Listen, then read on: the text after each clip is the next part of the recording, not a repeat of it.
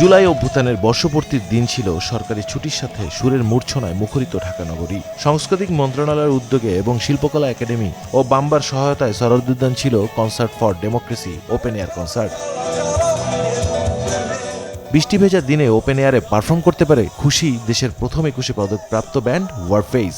সেই সাথে ছিল রেরে, লালন, হাইওয়ে, মাইলস ও ডিফারেন্ট টাচ। প্রতিটি ব্যান্ডই তাদের জনপ্রিয় গানে মাতিয়ে রাখে দর্শকদের।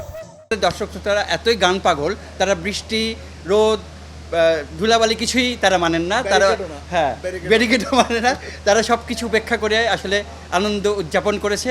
যে অনুষ্ঠানটা, যে বিষয় নিয়ে গণতন্ত্র, আমাদের প্রত্যেকের যার যার জায়গা থেকে মানব কর্মমুখী হওয়া, তাহলেই গণতন্ত্র অগ্রযাত্রা সবসময় সবাইতে চলতে থাকবে। বৃষ্টি বাগড়া থাকা সত্ত্বেও গলা মেলান সুরে, কেউ মোবাইলের আলো জ্বালান উদযাপনে।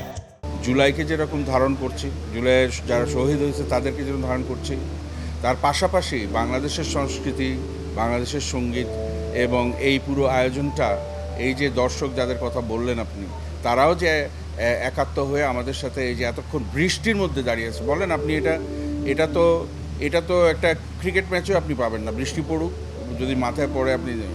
সো ওভারঅল বলতে গেলে আমি মনে করি যে এটা অত্যন্ত প্রশংসনীয় একটা উদ্যোগ। যারা বাংলা গান পছন্দ করেন, বাংলা গান শোনেন, তারা এরকম বৃষ্টিতে ভিজে অনেক গান দেখেছেন, অনেক কনসার্টে তারা থেকেছেন। প্রথমেই তাদেরকে ধন্যবাদ দেই এই আয়োজনে এইভাবে বৃষ্টিতে ভিজে আমাদের গান উপভোগ করার জন্য।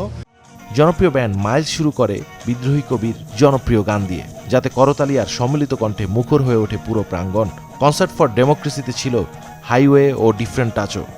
সব জায়গায় একটা উদযাপন হচ্ছে, মানুষ বাংলাদেশের মানুষ তো ভুলে যায় সব কিছু, তো ওরা এখনো মনে রাখছে 2 বছর পরে ব্যাপারটা উপভোগ করতেছে, উৎসব করতেছে, ভালো লাগতেছে। আমরা এরকম কাকতালীয় ঘটনা ঘটেছে কয়েকটা, এখন কি হবে জানি না। আমাদের গান আমরা আমাদের গান করব, দেখা যাক বাকিটা কি হয়। জুলাইয়ের স্মৃতি আর ব্যান্ড মিউজিকে রাজধানী ঢাকা যেন নতুন রূপে ধরা দিয়েছিল সঙ্গীত প্রেমীদের কাছে। রুমান আব্দুল্লাহ, চ্যানেল 24, ঢাকা।